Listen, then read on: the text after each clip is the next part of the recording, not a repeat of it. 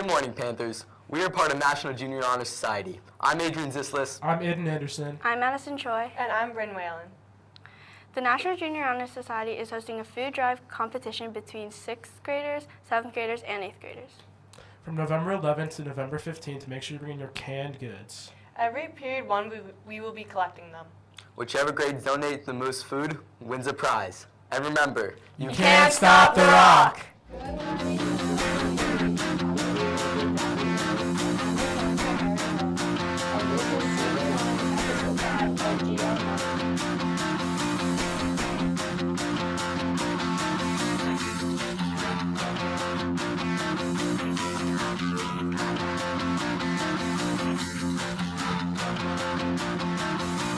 Guys, 7:35.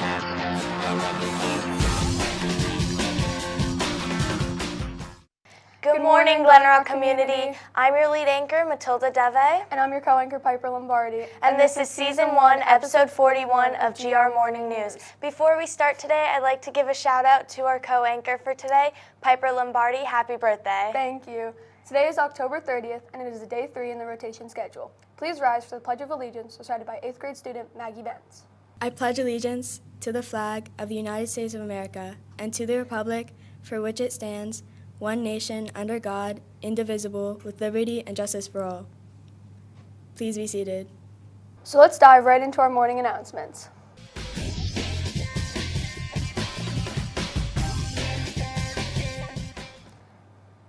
Attention all students. Red Cross Club is hosting a bake sale today, cash only.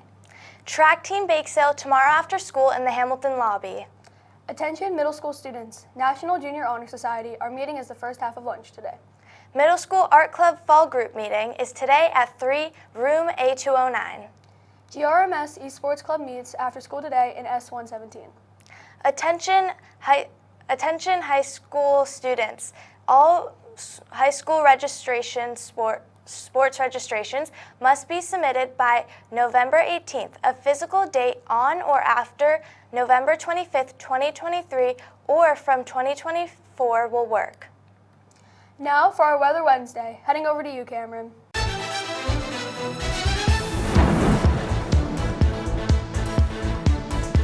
Hello everyone. Welcome to another Weather Wednesday. Here's a look at the weather for the upcoming week. Starting off warm today with highs of 76 degrees under partly cloudy skies. Halloween on Thursday looks mostly sunny and warm with a high of 80, but keep an eye out for a few clouds and maybe even a light drizzle later in the day. Friday is a bit cooler with a high of 74 and a chance for a brief morning rain. By Saturday, temperatures drop significantly, reaching only 54 degrees with clear skies, and Sunday remains cool at 58 and partly sunny. Looking ahead to next week, expect mostly cloudy conditions on Monday with a high of 62, and a mix of sun and clouds on Tuesday with a high of 64. It's shaping up to be a mixed week of warm, sunny days followed by cooler autumn breezes. Enjoy the changing weather. Back to you in the studio. Thank you, Cameron. Next up, a video about voting with GRHS students Sam Silcock and Genesis Brune.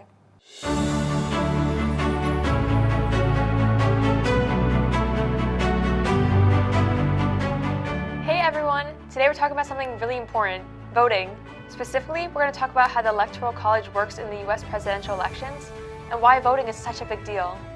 Most people are familiar with the popular vote in a presidential election, where eligible citizens 18 and over go to the polls and support the candidate they feel is best to run the country. However, the election is not actually determined by the winner of the national vote. The Electoral College is a system that makes sure all states have a fair say in presidential elections, but it's not a place, it's a process. When people vote for a candidate, they're actually choosing a group of people called electors who have promised to support that candidate. The number of electors each state has depends on its population. Bigger states like California and Texas have more electors because they have more people, while smaller states like Wyoming and Vermont have fewer. The total number of electors for each state is determined by adding the number of representatives that state has in the House of Representatives, which is determined by population, with the state's number of senators. Each state has 2. In total, there are 538 electors in the Electoral College. Exactly, and to win, a candidate has to reach a majority of 270 out of 538 electoral votes. So, when we vote for president, we're actually voting for our state's electors. Whichever candidate wins the Electoral College wins the election. There have been several elections in our nation's history, most recently in 2016, where the winner of the popular vote lost the Electoral College, and thus lost the election. Another important aspect to consider when talking about voting is swing states. Swing states are the states that don't have a history of voting one way or another. They change every election and are pretty unpredictable.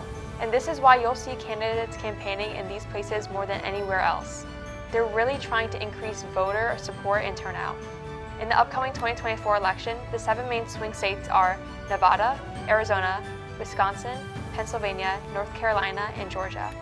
Whether or not you can or can't vote, you should at least spread the word to others because it allows them to have a say in what's important to them. Understanding the Electoral College shows how each vote plays a role in the larger process of electing our leaders. Thanks for tuning in, and remember to vote. Faculty, staff, and students, don't forget to scan the QR code so you can share your story or event live right here on the GR News Morning Show. We are on most social media platforms. You can find us at Glen Rock Media on YouTube, Instagram, and TikTok. I'm your lead anchor, Matilda Deve. And I'm your co-anchor, Piper Lombardi, signing off for today. Until tomorrow, remember, You can't stop the rock. Stop the rock, can't stop the rock, you can't stop the rock. Stop the rock. Stop the rock. Stop the rock, can't stop the rock, you can't stop.